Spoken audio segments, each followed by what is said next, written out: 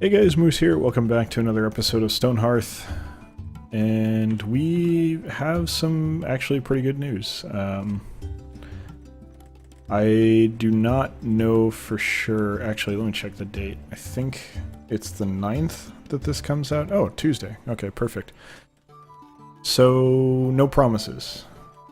I don't know for sure if this is how things are going to work out. There's a lot of work that needs to happen before I can actually do this, but if things go according to plan, and they probably will because I just need to work on it, there is a pretty good chance that I will be starting to stream on Twitch on Tuesday of next week, which is May the 9th. And actually today's May the 4th now that I think about it. Enjoy any Star Wars fans out there, May the 4th be with you. And all that nerdy BS, which we all greatly enjoy. But yeah, May the 9th should be, barring any unforeseen complications, the first... I mean, I've streamed on Twitch before, but oh, okay, well I did something weird with the walls on this. It's hopefully mirrored on this side as well. It's not just like one corner that has a blue pillar. That would be embarrassing. But anyway, back to the topic at hand. I will likely be streaming from... Probably the plan is 6 p.m. to 8 p.m. Pacific Standard Time, which is from 9 to 11 p.m. EST if you're on the East Coast. And if you're anywhere in between, you can probably figure out what time it's going to be based on that. So 6 to 8 p.m. PST, twitch.tv/electronicmoose on Tuesday, May the 9th. And that should be the first one. And currently, the plan is that I will be streaming in that same time slot on Tuesdays, Thursdays, and possibly Sundays. I'm thinking either Sundays or Saturdays. I'm not totally sure which yet. I'd like to say Sunday because that'll force me to get my shit together during the weekend and get things done ahead of time, so it'd be healthy for me. So, streams may go long. You know, if things are popping off and it's fun, it's a good stream, then I might go longer than 8. I might go longer than 8, but the plan is 8. Anything longer than 8 is bonus and should not be expected, let's say, because I may have something I need to take care of with my day job. I may be exhausted as a result of my day. There's a lot of things that could come into play that would prevent me from continuing on longer, but, you know, maybe. And depending on how things go, I may move the time slot up, but the problem is, if I move it up too much, I risk missing streams as a result of my day job. So 6 is kind of a safe time. That's kind of the plan. And all of what I've just said is subject to change, but things are looking like that's going to be the plan for now. So if you enjoy that kind of thing, please join me on Tuesday. Again, unless something goes wrong, I intend to be playing a game called Birthdays? It's more than that, but Karen knows much more about it than I do. I've actually kind of deliberately kept myself in the dark a little bit because it's a really weird game, and I like the idea of going into that kind of a thing blind. The main thing that I know with it is it's from the developer that made Rune Factory 4? Birthday is the Beginning, that's the name of the game. So it's like a weird ecological game where you have like a world or something. It's really weird. I don't really know how to describe it. Like maybe it would be very vaguely similar to some aspects of Spore. And even that, that's not a really good comparison. So I'm hesitant to even say it, but it's weird and that's fun. I'm actually kind of excited to try it because Rune Factory games are not really something that I used to be into or that I was ever really typically into. It was never really my thing, but Karen plays them. Oh good, it does do. So red on the inside, blue on the outside. I can justify that as looking sort of interesting, I guess. I don't know, it's not total disaster. But I was never really into the Rune Factory series, but Karen was, and she was playing Rune Factory 4 at some point. I don't know if it was right after it came out or if it was later, but she was really enjoying it. And she was talking to me about it, and, you know, I wanted stuff for us to do together because I have a very broad desire to play games, I'll play mostly anything. Like right now there's a promotion for Final Fantasy XIV where you buy basically $20 worth of games on Amazon and you get some cosmetic stuff in FF14. And I'm looking all over, like the options I'm thinking about right now are, how many is this going to be? 14 times 5 is about 75, right? So I'm only using about 100, so I have another 100, so I could do another 20. Yeah, let's just do another 20. The options that I'm considering is there's a Command & Conquer like total package that has everything in it. For you get it on Origin, and theoretically they all should run on Windows 7, 8, 10, all that. I've read some stuff saying they don't really, but I grew up with Command & Conquer. I was never a Blizzard guy. I was a Redwood Studios guy until about Yuri's Revenge was when I stopped getting into it. Red Alert 2 was very fun. I was never any good at any of these games, just to be clear. I'm not claiming that I was actually good at them. I was actually complete trash, but the original Command & Conquer, Tiberian Sun, Red Alert 2, I think it was just those four, and then I played a bunch of other Redwood games, mainly Nox. I think that was mostly it, though. I was never into the Blizzard stuff. Like, Diablo 2 was secondary to Nox for me, which is crazy, right? But that's just what I was playing. Couldn't tell you why. Maybe I was kind of a hipster kid. I still don't totally respect Blizzard as much as most people do. I acknowledge that they're a good company, but I don't really think they do anything that interesting. They mostly just refine already existing concepts to be better, which is fine. They're good. I mean, they definitely make good games. It's just, I don't give them much credit for coming up with anything themselves. It's kind of like Apple. Like, an Apple product might be, I don't think they're very good right now. I actually hate Apple as well, but I see them as kind of the Apple of video games. The product is going to work the way they intend it to, and it's generally going to be good. Like, there's a certain level of polish and quality that you're always going to get with a Blizzard product, much like you would with Apple. But there's also not really anything that they're going to come up with themselves. And the comparison isn't completely fair, because I think Blizzard makes far, far, far, far, far better products than Apple ever has. And that's as someone who has lived around computers my entire life, both Apple and Windows. So, and Linux, actually. I've messed around with Linux a bit. I really wish I was better with Linux.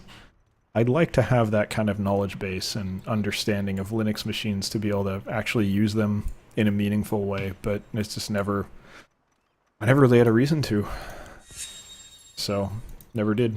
I've had like a number of Ubuntu computers in my day. If I'm probably completely mispronouncing that, but you get the idea. I've messed around with it, but it was never my thing.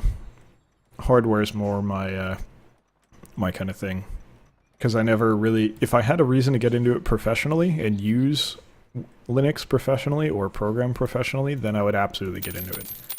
But because it was never like beneficial for school and it was never beneficial for work, I just never had a real reason to get into it. But I respect it, at least. But yeah, I see Blizzard products as being far superior to Apple, but kind of the same type of thing, which is basically, it's derivative.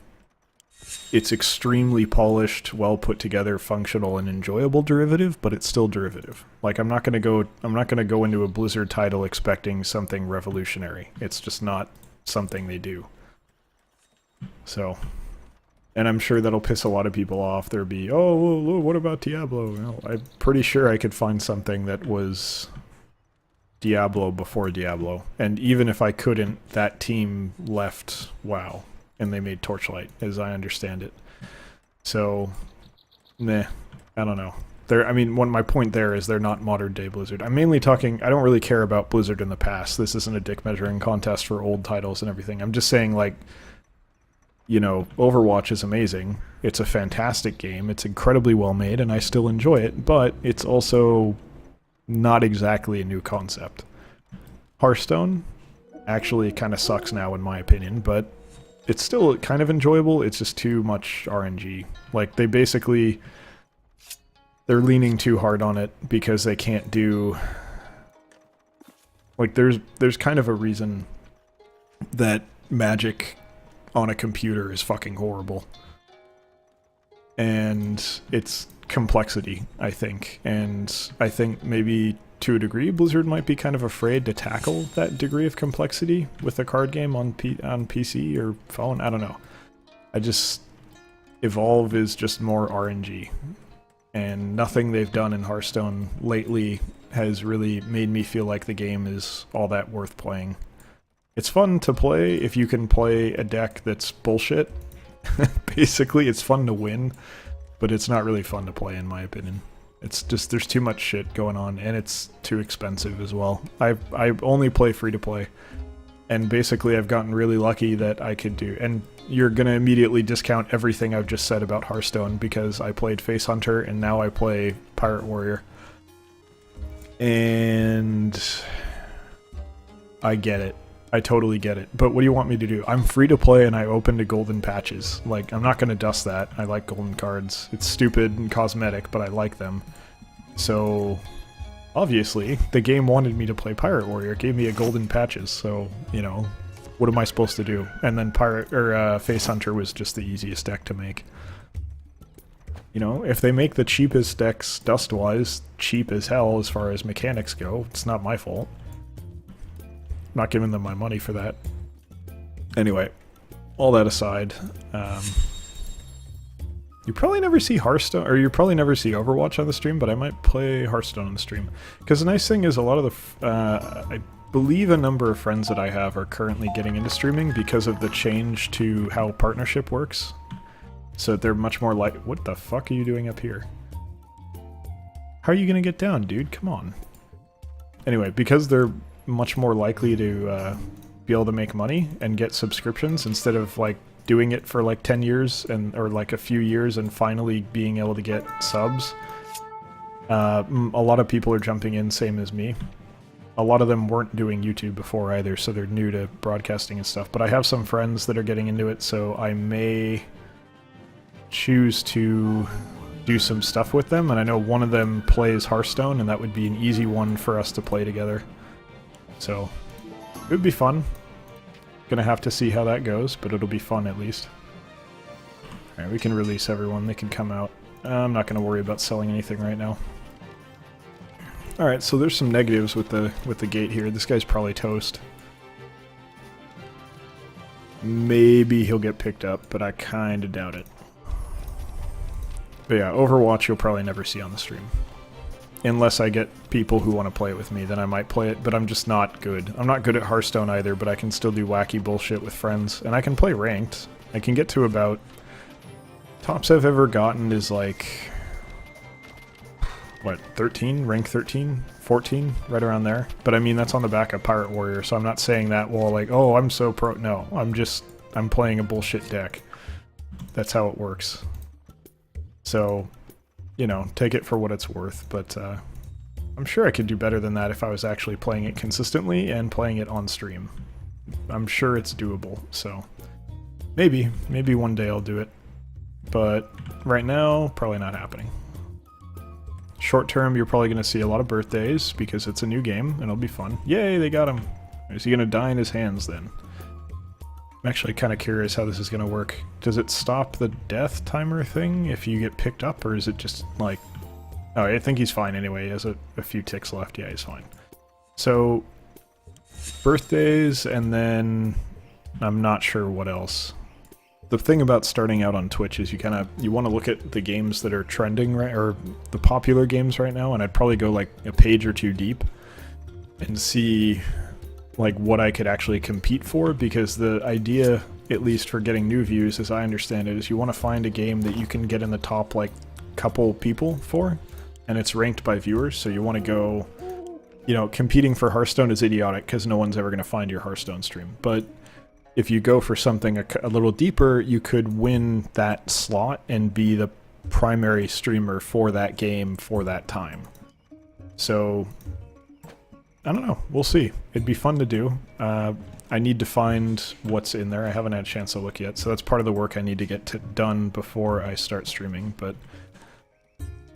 I don't really have any particular theme for what I'm going to play. It's mostly just anything I enjoy. Kind of similar to the channel. Like I definitely see playing Life is Feudal Forest Village. Because I really enjoy that, and it'd be fun to start like a second playthrough on the stream. That'd be fun. It is a very good game that I want to learn more about, and that I want to see more of.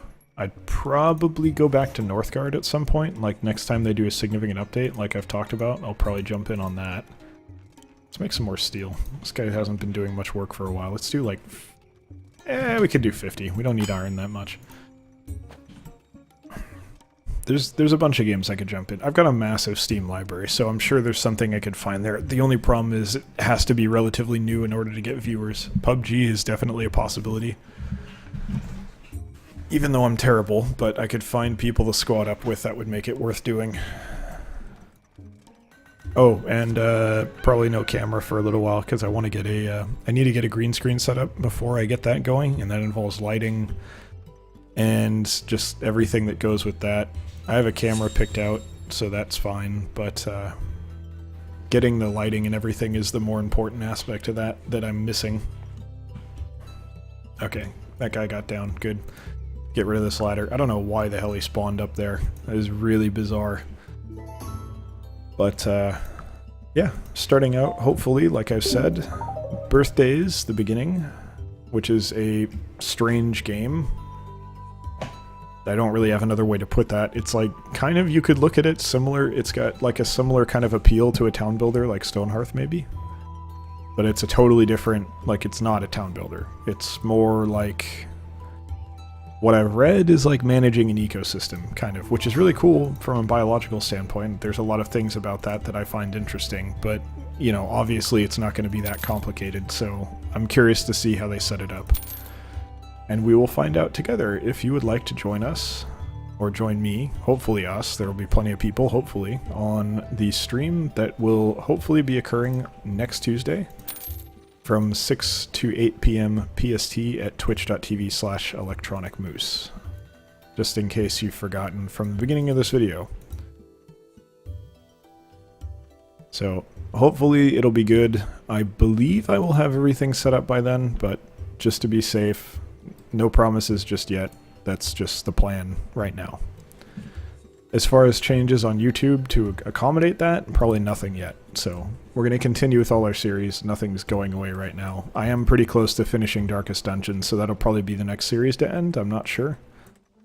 We'll have to see how things go. Because the other thing that's kind of weird is getting on Twitch can affect my YouTube viewership as far as bringing other people into it, so I don't know how that's going to work exactly, and that may kind of shift the dynamics of which series are important on here, because right now Life is Feudal is kind of kicking everything's ass, which is great because I love that game, and it's a good game. It deserves to kick everyone's ass, but I'll get like 4 times as many views on that as anything else, so it's pretty clear what's indispensable on there. Come on, stop breaking my door. You're not the threat though. Where's this guy? Kill that guy. There we go. Wonder where the other ones are. There can't just be 2. Oh, here they come. Alright, well, it's good that we got rid of the boss archer first. I think that was the pain in the ass one to kill, so getting that out of the way is big. Let's get rid of this guy. Oh, no, there he is. That was the mini-boss, I think. This is the boss. He's gonna get toasted though. There's no way.